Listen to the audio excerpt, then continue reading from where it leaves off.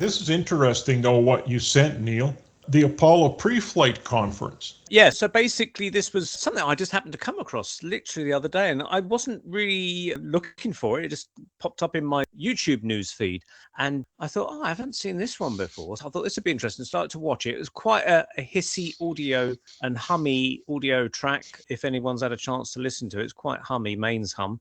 But apart from that, it's still interesting, and they all seem a bit more free and liberal with the press on this pre-flight one. You'd actually think they'd be more apprehensive about going on the flight. I haven't watched it in full, but I kind of got the impression just from a loose watching that when you compare that side by side, the post conference with the Apollo 11 crew, like Marcus has said many a time, that it's more like the kids getting caught behind the bike shed smoking on the post conference of the after the flight. And it seems they're more worried and concerned about things.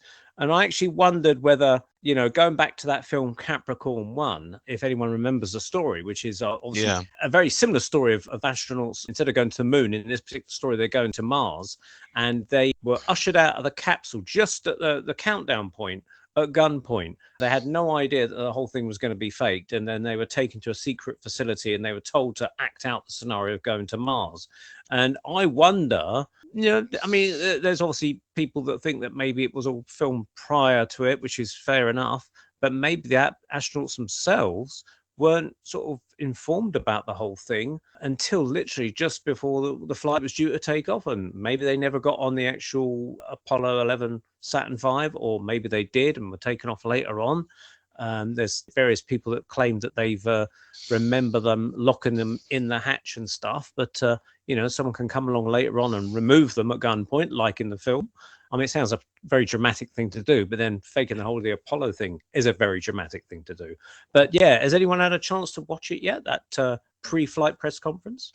Yeah, I had a watch yesterday, and as a matter of fact, I have them both sitting up side by side right now, and I have it running. What you find interesting is that they're happy. They're smiling. When you look at the pre-flight conference, one thing I notice is that when they're smiling or laughing, their eyes close. That's a normal reaction.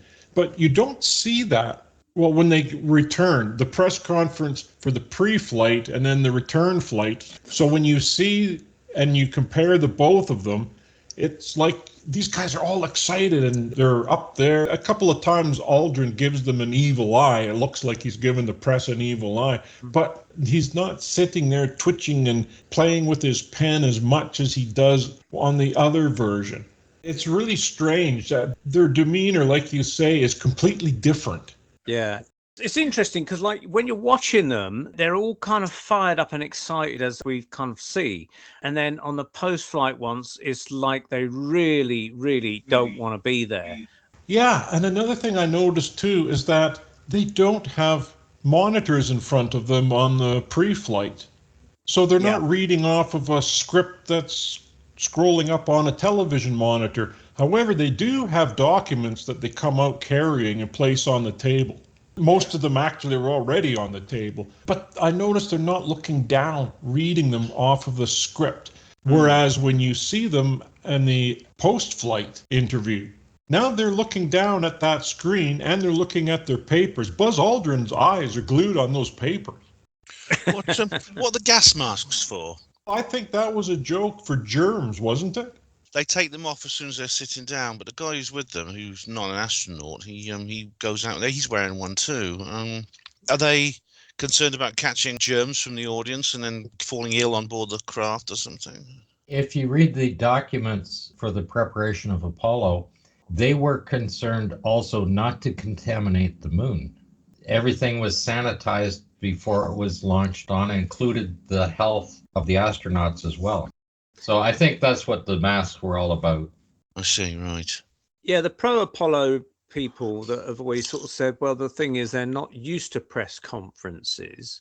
It's a strange statement to make when you consider that they, like you say, they were all jovial and jolly on the pre-flight press conference. And the thing is, they've also been filmed many times before, practicing their simulations on moon sets with all the press watching them and everything. So that really doesn't hold much water to me about saying, well, they're not used to press conferences, because these people were kind of primed and educated on how to deal with, they had training, I presume, of how to deal with press conferences. Certainly, they must have been briefed about what to say in both press conferences anyway. Yeah, of course they were. When you come back from something like this, you've seen your home for the very first time. Nobody has seen planet Earth like they are supposed to have. And you would think that they would have all these great stories to tell. But no, it's always they speak in the third person. Scott and I were watching this yesterday, and we were listening to some of it. They're not saying I did or we did. It appears like. It appears like. When you're looking, it appears like. Here's the difference I see between the pre-flight and the post-flight is, of course, they didn't go. So where were they sequestered for those many days? They were just bored to death the whole time because they're just tucked away somewhere. They can't be out in public anywhere. They can't be doing anything. They could be under the launch pad. They had a nice room down there that had everything in it, food. They had all kinds of things, but you have some very active guys out there, and now you just tuck them away for that many days and then pull them out, and then you give them a script to read. They're just pissed off. I mean, these guys are used to sitting at, Hugh Hefner's at the Grotto, with the Playboy bunnies. They certainly couldn't have gone there. They would be devoid of any other contact with people because they would have to be hidden. And I think that length of time has had an effect on them, their jocularity, if you like, or their enthusiasm. I think it just brought them right down. They come out and now they have to do this. They know that they didn't do anything. Yeah. I mean, the most famous people in the world at that particular time, and they're representative of the United States, and they have to hold that position. It must have been a tremendous pressure on them. I mean, it'd be bad enough, I suppose, just for a few days alone. I mean, it's something that we don't really do in our society, where you just completely shut yourself off from the world. There's no media, no telephone calls, nothing. When you get onto missions like Apollo 17, you're talking about like 2 weeks plus. I mean, that was a few days. The Apollo 11 was just a few days. It's like 2 weeks or more for Apollo 17. You wouldn't be on your best form when you came out of that. Unless they did go up into orbit. And I mean, to be honest, even if they just orbited in a capsule or in a high Earth orbital plane or something, and even then you wouldn't kind of be in a very good mood when he came down.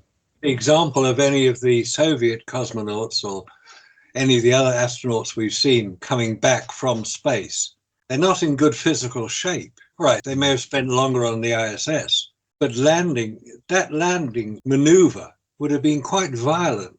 There's a hell of a deceleration, supposedly coming back from the moon, or even if you're coming back from Earth orbit, you've got a major deceleration. You're scared rigid that the parachutes aren't going to work. You just hope to God it's going to get down into the sea and somebody will find you. So the idea that they're still sort of laughing and joking, I think, would be a bit wrong. Now, if they've been between the pre-flight press conference and the post-flight press conference, they have been instructed as to what to say, and they know they didn't do it, they're going to look very, very shamefaced, which they are. If they had assumed that they were going to do what they were intending to do, i.e. land on the moon and all the rest of it, they would expect to be really hyped up about it. Really wanted to tell people, look, I saw the planet from space and it's a beautiful place. Why can't we live peacefully? That sort of thing. But they didn't. Yeah, and then I'm looking at this, like you said, the press again.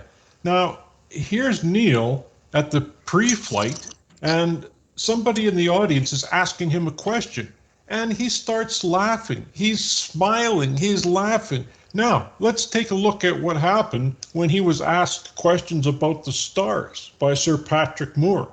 Yeah. I mean, he's sitting there fumbling. He doesn't even know what to do. He's certainly not smiling there, I can tell you that. Yeah. So Patrick Moore's far more animated than anyone else in that room, I must say. He's very enthusiastic.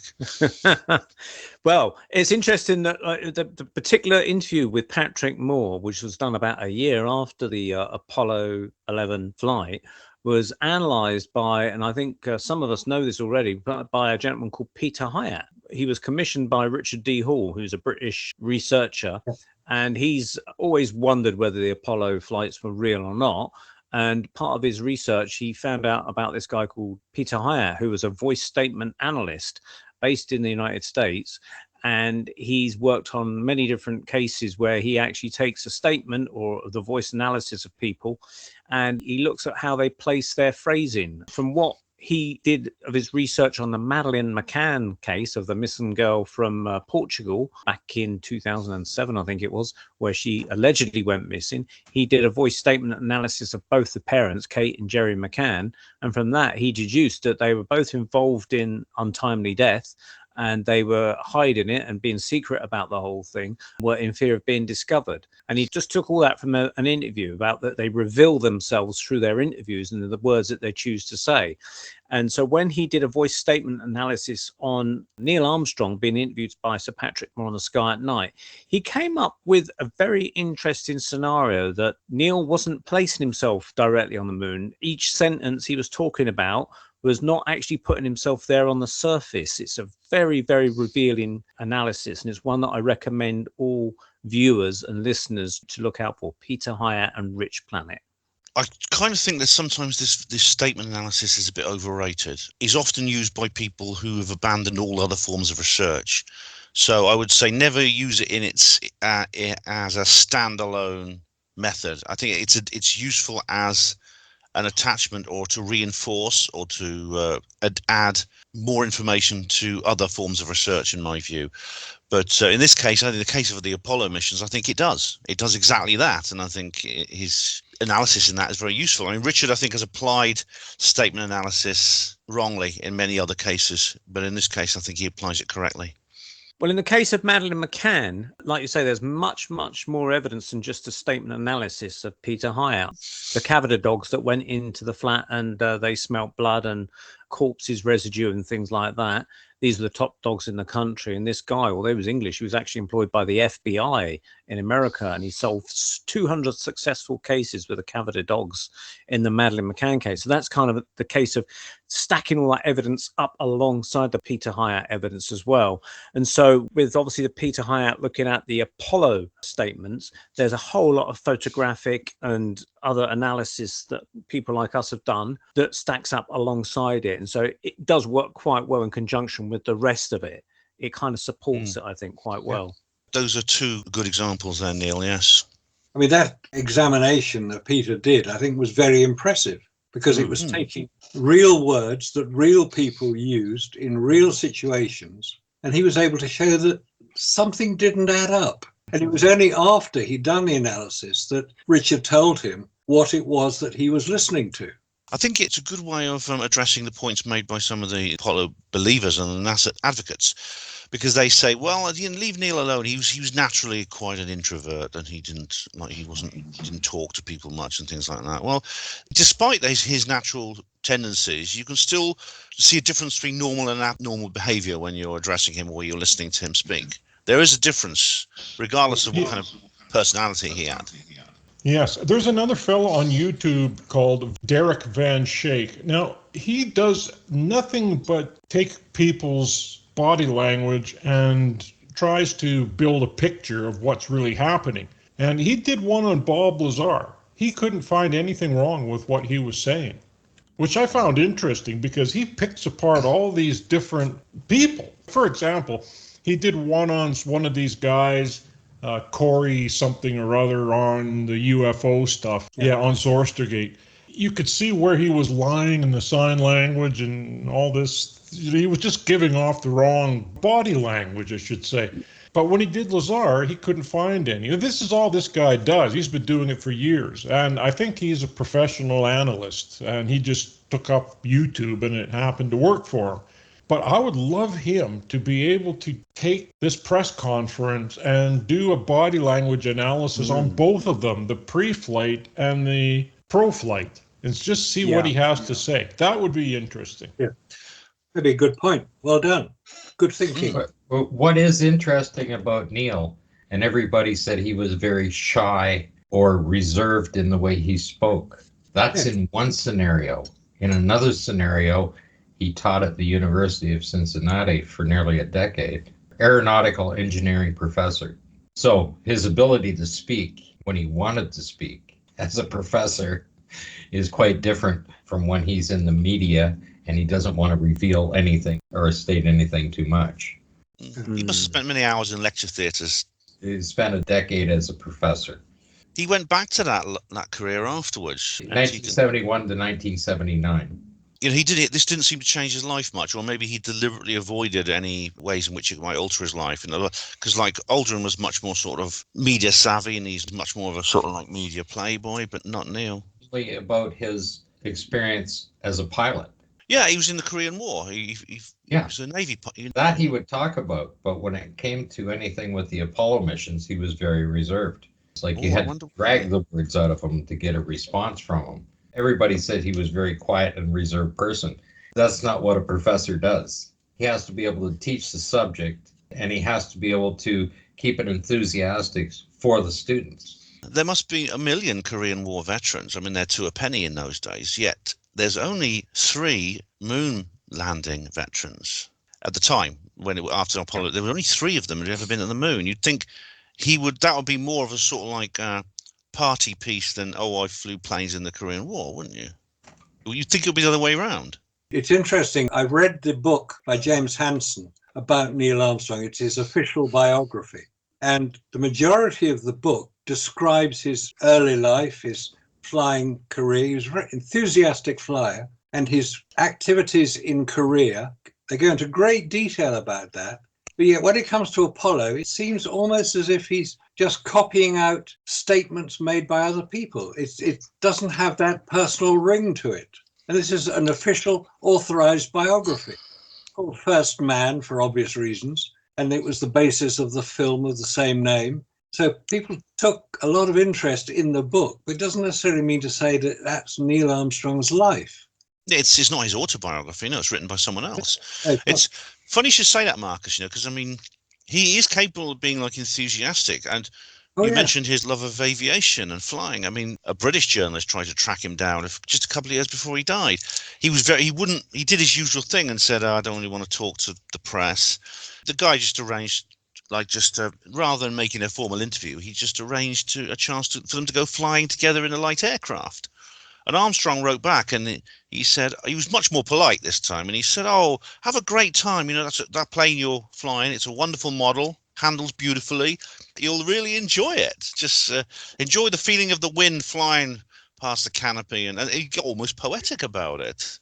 But he didn't join this journalist on the flight. But he clearly does have the ability to be social and talk about other people's feelings at times, you know. Yeah. Well, that possibly explains why the method of his burial is so strange for somebody who is probably one of the most famous Americans in history. He chose to have a burial at sea. Right. He's perfectly entitled to choose that if he wants, but surely he would recognize himself as being a figure of considerable importance in American history. So why would he be buried at sea off the coast of Florida? Perhaps he was trying to find his rocket. I don't know. So the one thing I'd also like to note about Neil in particular, he was actually working. He actually quit working for NASA, and he was at the university by 1971. And here they have the largest marketable person out there. Why is it that they could not keep him at NASA? You can imagine if NASA had developed all of the materials, everything else that made them superior, you would want to have an icon like Neil to help promote that product. And I've said this before, is where is all of this technology that got them to the moon? Because quite a bit of it can be used in the commercial market. All of these beautiful materials, why is it that their computer systems turned to dust and IBM and Apple took over? They said they were using IBM systems. They weren't using that software that they claimed got them to the moon. That stuff is just so antiquated when you start looking at it. Like 1974, the first Apple computers come out. Why didn't they have those guys working at NASA? Where was Bill Gates? Where were these guys that wrote the software? Those are the guys that actually wrote the software. Another perfect example is the heat shield on the Apollo rocket was the heat shield on the command module was not used in other rockets. They had a different one because that didn't even need to slow down. It, like as Mark has explained many times, it actually re-entered the Earth's atmosphere at a translunar velocity. It didn't re-enter orbit. The commercial applications for that could be for creating ovens and things like that, and for fire doors. You know, it beats asbestos, doesn't it? It's not toxic like asbestos. It'd be perfect.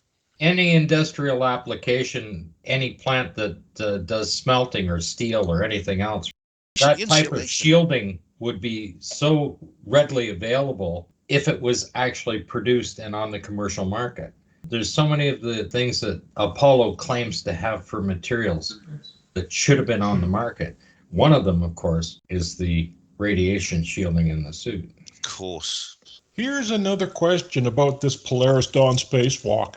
Does anybody know what they used for radiation protection in those suits? The reason why I ask this is because Raza said that they have to have those boron nitride nanotubes not only in the craft for shielding, but in those suits somewhere to deflect that radiation. So where is it? Well, what Musk is claiming is that they have a layer of polyethylene plastic.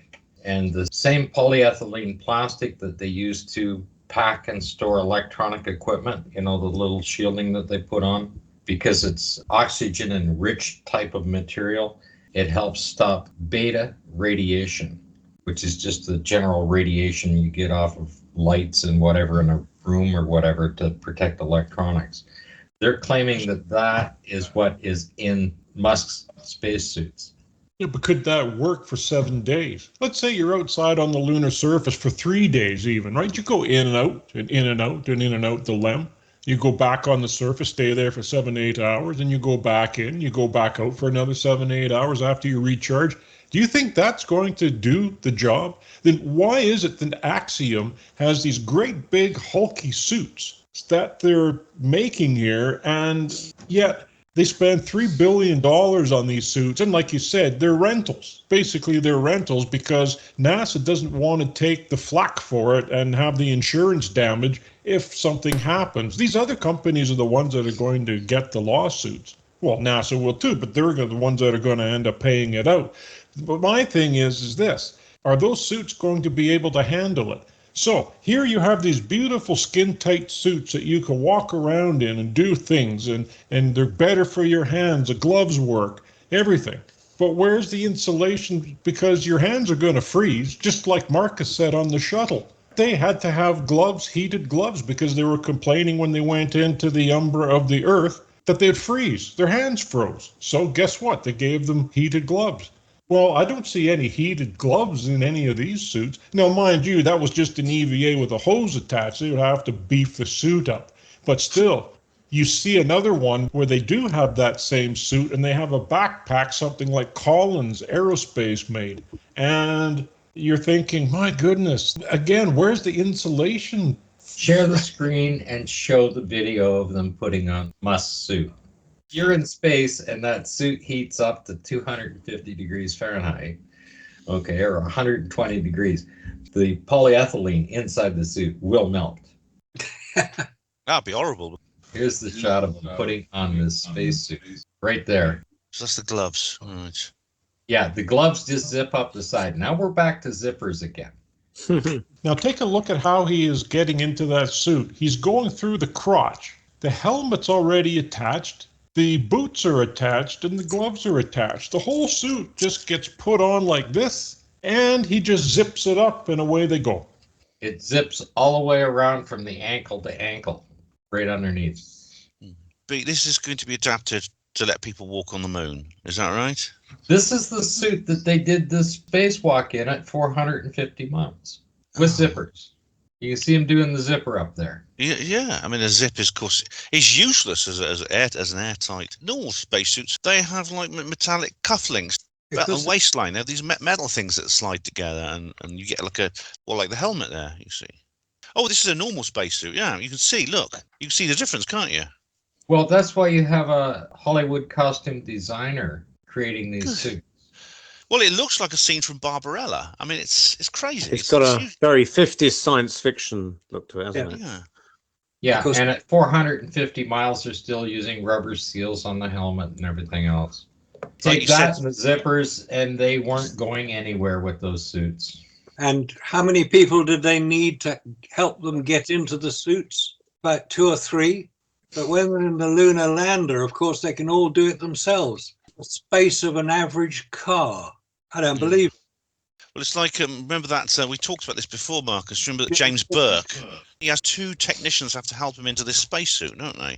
In this TV program. Yeah, they did. And he had 2 to help them out of it as well. But he wasn't actually even getting into that inner bladder that supposedly goes inside the suit. He was just getting into the vest that has the tubes that pumps the water around, and then the 2 technicians helped him on with the outer garment. He made no mention of the inner bladder whatsoever. No. That's the pressure suit they had to put on, yeah. I mean, Yeah. so again, this brings us back to the LEM, like you said, Marcus. It's inside the LEM. I noticed that Neil has a model, which could have been made by our Neil, right next to him on the desk. It's just like the one that Neil, our own Neil Ward, has actually made.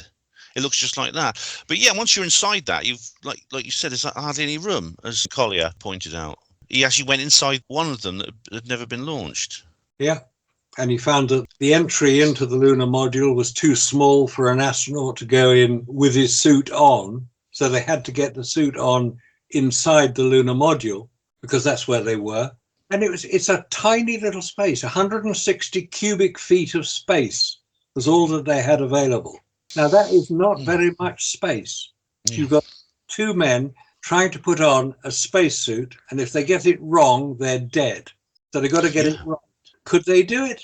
The problem is you don't find the conversation they would be having doing that in the transcripts. Good point. It's Yeah. completely missing. And don't forget, you got 3 guys in a capsule on their way there. They're wearing diapers that are taped onto their body. They're going to need assistance with that.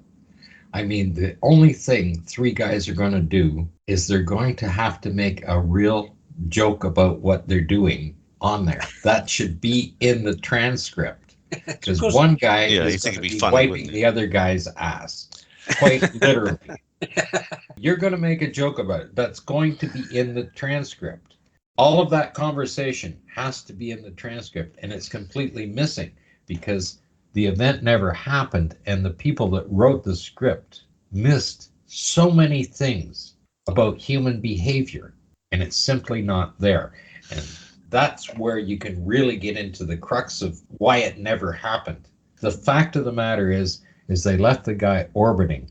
They're so focused on trying to do a simulation on the ground on all 6 missions, they completely forgot about the guy that's orbiting.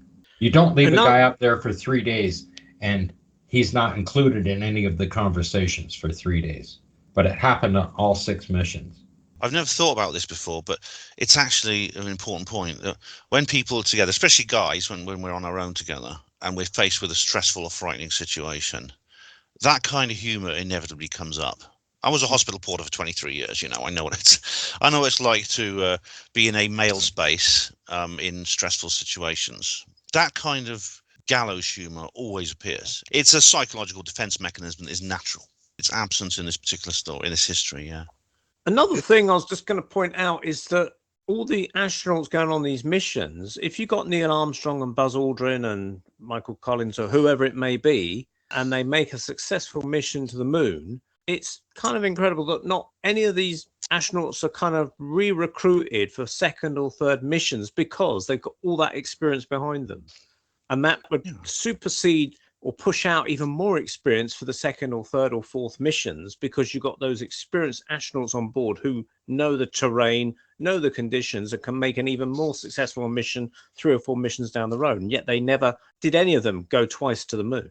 Did any of them ever go after Apollo? How many did any of them stay on and go up with the space shuttle, the early space shuttle missions and things like that?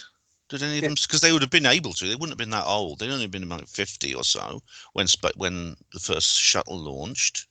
John Young did. Apollo 16. He did the astronaut jump with the salute jump. Gene Cernan, John Young, and Jim Lovell. That was orbiting, supposedly, wasn't it? Yes, because the first time most of them went was just an orbit. They were on Apollo 10, Apollo 8, and Apollo 13. And Gene Cernan was on Apollo 17. John Young was Apollo 16. So, yeah, 3 of them did go twice, which sort of rather leaves the story open as to what the hell they were doing if they managed to go 3 times. 3 times, 3 times, 3 times, 3 times, 3 times.